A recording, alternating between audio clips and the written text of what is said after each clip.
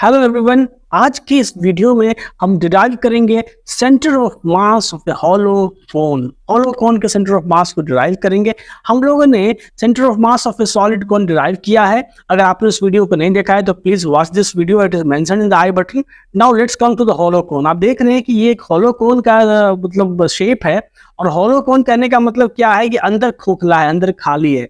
मतलब कहीं ना कहीं जो मटेरियल है कोन का, मटेरियल जो कोन का है, material of cone is distributed in area। ठीक है, इसके जो एरिया में ही मटेरियल डिस्ट्रीब्यूटेड है। ठीक है, तो जब ऐसे केसेस में ये कोन क्या है, it is rotating about the axis passing through the centre of the base. ठीक है, ये सिचुएशंस है और ये ऐसे रोटेट कर रहा है कोन जो है सो। ठीक है, और इसका मोमेंट ऑफ इनर्शिया हमें निकालना है। तो देखिए इसमें क्या कर रहे हैं हम लोग कि ये जो कोन है इसका मास आपको मेंशन्ड है m, radius of the base mentioned है r, और जो स्लैंटिंग लेंथ है दिस इज l। ठीक है, l क्या है, l is the slanting length. Slanting length कह सकते हो कोन का, लेंथ कह सकते हो कोन का। ठीक है, तो मैं क्या कर रहा हूं, वर्टेक्स पॉइंट से y डिस्टेंस नीचे अलोंग द स्लैंटिंग लेंथ। ठीक है, y डिस्टेंस नीचे अलोंग द स्लैंटिंग लेंथ एक एलिमेंटल स्ट्रिप कंसीडर करने की कोशिश कर रहा हूं। I am trying to consider elemental strip. ये मैंने कंसीडर किया एक एलिमेंटल स्ट्रिप। ठीक है, और इस स्ट्रिप का जो थिकनेस है भाई वो क्या है, ये थिकनेस है and this thickness is dy। dy ये जो थिकनेस है, this is dy is the thickness of the strip. तो consider elemental strip at a distance y along the slanting length of the cone। ठीक है, तो मैंने किया। अब ये जो स्ट्रिप आप देख रहे हैं, ये स्ट्रिप एक्चुअली में इसका शेप क्या होगा, एक्चुअली में इसका शेप क्या होगा, it will be just like a ring.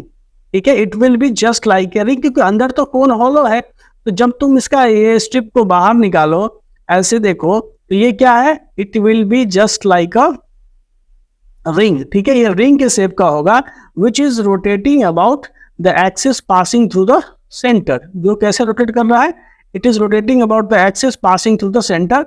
ये इस एक्सिस के अबाउट अगर कौन ऐसे रोटेट कर रहा है तो अल्टीमेटली ये एलिमेंटल स्ट्रिप भी अपने एक्सिस के अबाउट ऐसे रोटेट कर रहा है। ठीक है, तो इस स्ट्रिप, अगर आपको मोमेंट ऑफ इनर्शिया निकालना है इस कोन का, मतलब आपको निकालना है moment of inertia of the hollow cone, तो आप फाइनली लिख सकते हो कि integral of the moment of inertia of क्या चीज, द एलिमेंटल स्ट्रिप, मतलब डी आई क्या चीज, तो ring, moment of inertia of the ring का ही इंटीग्रल है, यही है मोमेंट ऑफ इनर्शिया। ठीक है, moment of inertia of the hollow cone is equal to the moment integral of the moment of inertia of the ring.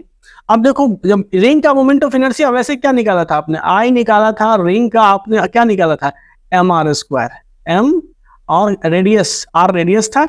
This is the moment of inertia of the ring. तो इस case में देखो, इस elemental strip का moment of inertia क्या होगा, तो सबसे पहले इसका मास निकालना पड़ेगा, क्योंकि m है। तो मान लो इसका मास है dm।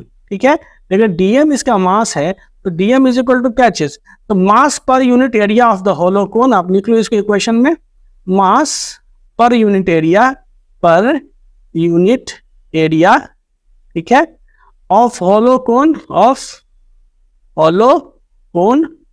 ठीक है, और मल्टीप्लाइडेड by the area of the elemental ring, area of elemental ring, elemental ring. ठीक है, यही होगा मास। तो अब देखो इस होलो कोन का पर यूनिट मास कितना होगा, तो मास यहाँ सरफेस एरिया में डिस्ट्रीब्यूटेड है, कर्व सरफेस एरिया में, तो ये देख रहे हैं। तो इसलिए मैं लिख सकता हूँ क्या, टोटल मास है इसका m, कर्व सरफेस एरिया हो गया पाई r इंटू स्लैंटिंग लेंथ जो है l।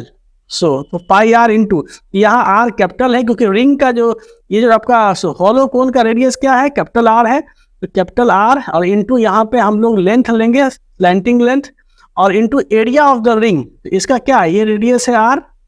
ठीक है, ये आपको रिंग का रेडियस क्या है, this is the radius of the ring R. So ये आर हो गया, तो मैं लिखूंगा क्या चीज, 2 पाई आर हो गया इसका, ये परिधि हो गया 2 पाई आर, और इंटू विड्थ से मल्टीप्लाई कर दो, मतलब इसका विड्थ क्या है, ये जो विड्थ है, थिकनेस क्या है इसका, तो dy है, तो 2 पाई आर इंटू यहाँ पे dy।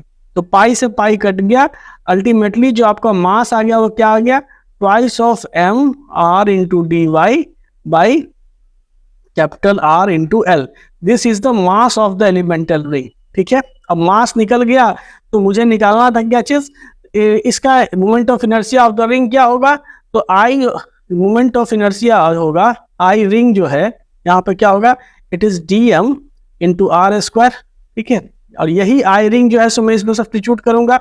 तो देखो यहाँ से क्या चीज कि जब मैं मोमेंट ऑफ इनर्शिया निकालूंगा हॉलो कोन का, तो क्या है, moment of inertia of a hollow cone बराबर integral of H is D I, यहाँ पे रिंग का मोमेंट ऑफ इनर्शिया, और रिंग का मोमेंट ऑफ इनर्शिया क्या होता है, तो integral of D M into radius of the ring R square. और हम लोगों ने डीएम की वैल्यू निकाल ली है, डीएम का वैल्यू क्या, 2mr into d y by r into l, 2mr dm की वैल्यू क्या है, तो 2mr into d y by capital R into l, ठीक है। अब देखो यहाँ ये रेडियस जो है ये आर है, देखो यहाँ क्या है रेडियस, ये क्या है, this is the radius of the strip, ये जो है यही ना रेडियस है। तो एक ट्रायंगल आपका ये बन रहा है, ठीक है, this is a smaller triangle and एक बड़ा वाला ट्रायंगल ये बन रहा है, ठीक है।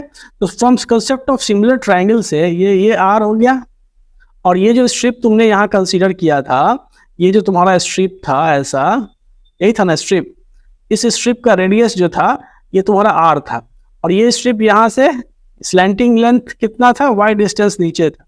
तो तुम लिख सकते हो कहीं ना कहीं क्या चीज, from the concept of similar triangle, और ये टोटल लेंथ कितना है, टोटल लेंथ तुम्हारा कितना है, टोटल लेंथ तुम्हारा एल मेंशन्ड है, तो तुम कहीं ना कहीं लिख सकते हो r by capital R is equal to y by यहाँ पे एल लिख सकते हो, ठीक है, क्योंकि ये जो इसका y slanting height of the triangle y और बटा दिस बड़ा ट्रायंगल एल।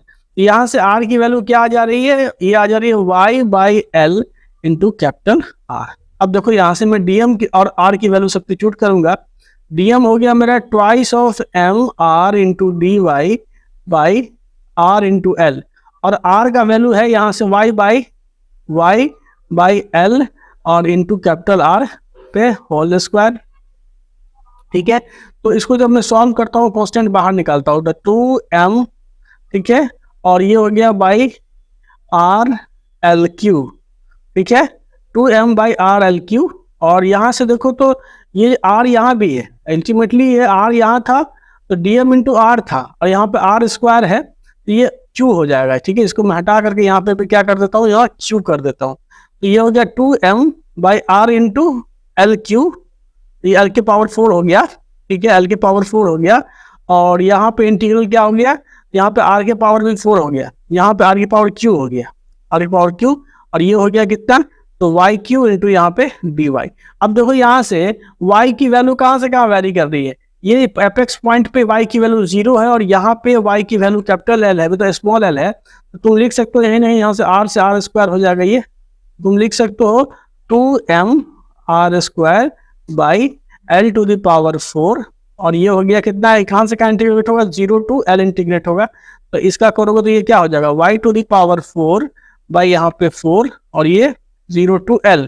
तो जब तुम इसको सॉल्व करने लगोगे तो क्या हो जाएगा, twice of m r square by l to the power 4, और यहाँ पे 4 बाहर आ गया तो 4 है, इंटू यहाँ पे L to the power 4, L to the power 4 cut गया, ये आ गया 1/2 एम आर स्क्वायर। इसलिए आप कह सकते हो कि moment of inertia of the hollow cone is equal to 1/2 m r square, ठीक है। आई होप कि डेरिवेशंस आपको समझ में आया।